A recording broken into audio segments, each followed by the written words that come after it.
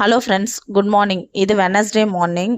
இன்னைக்கு நான் பிரம்ம முகூர்த்த பூஜை பண்ணியிருந்தேன். பிரம்ம முகூர்த்த பூஜை வந்து தினமும் பண்ணுறது கிடையாது, விட்டு விட்டு தான் பண்ணுறேன். ஏன்னா என் பசங்களுக்கு லீவாக இருக்கும்போது தான் ரெஸ்ட் எடுக்க முடியும். எதுக்கு லீவ் டைம்லலாம் இந்த மாதிரி பண்ணுற, ஸ்கூல் ஆரம்பிக்கும் போது நீ பிரம்ம முகூர்த்த பூஜை பண்ணிக்கோ, கரெக்டாக இருக்கும் அப்படின்னு வீட்டில் திட்டினாங்க. சரி, ஓகே. பசங்களுக்கு லீவாக இருக்கும்போது தான் நம்மளும் கொஞ்சம் லேட்டாக எந்திரிக்க முடியும். தினமும் சீக்கிரமாக எந்திரிச்சுக்கிறதுனால உடம்பு வேற டயர்ட் ஆகிடுதா.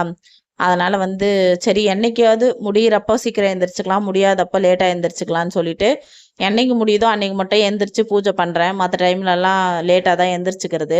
பசங்க ஸ்கூல் ஓப்பன் பண்ணிட்டாங்கன்னா என் பொண்ணுக்கெல்லாம் 6:30க்கு வீட்டிலேருந்து கிளம்பிடணும்.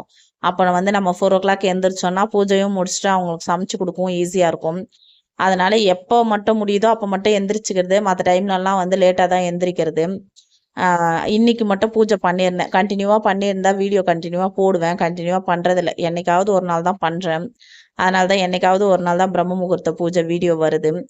அதுக்கப்புறம் இட்லிக்கு வந்து இட்லிக்கு மாவு காலி ஆயிடுச்சு. அதுக்கு தான் அரிசி ஊற வச்சேன், இன்னைக்கு அரைச்சிடலான்னு சொல்லிட்டு. மதியத்துக்கு வந்து கீரை தான் செய்யலான்னு பிளான் பண்ணியிருக்கேன். கீரையும் கருவாடும் வறுக்கலாம், நல்லாயிருக்கும் காம்பினேஷன் அப்படின்னு சொல்லிட்டு. மார்னிங் வந்து மட்டன் எடுத்துகிட்டு வந்திருந்தார் கொஞ்சமாக.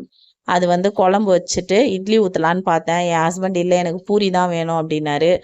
பூரினாலே கிழங்கு தான் ஞாபகத்துக்கு வரும். ஆனால் அவர் இன்னைக்கு எனக்கு பூரியும் கறி குழம்பும் வேணும்னாரு.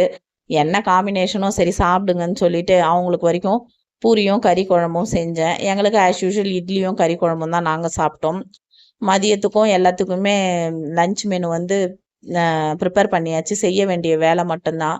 காலையில் பிரேக்ஃபாஸ்ட் மட்டும் செஞ்சு வச்சுட்டா மதியம் சூடாக செஞ்சுக்கலாம். என் ஹஸ்பண்டுக்கு லீவுன்றதுனால இன்றைக்கி கொஞ்சம் பொறுமையாக தான் வேலையெல்லாம் செஞ்சிட்ருக்கேன். பூரி வந்து நல்லா உப்பி வரணும்னா நிறைய எண்ணெய் ஊற்றினா நல்லா உப்பி வரும்.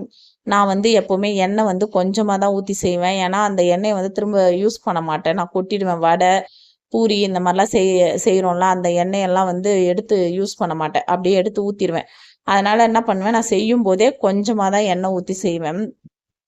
பூரியும் நல்லா இருந்தது, கறி குழம்பும் நல்லா இருந்துச்சு.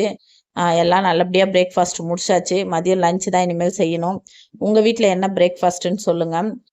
இதோட அடுத்த வீடியோவில் உங்களை மீட் பண்ணுறேன். Tata, bye bye.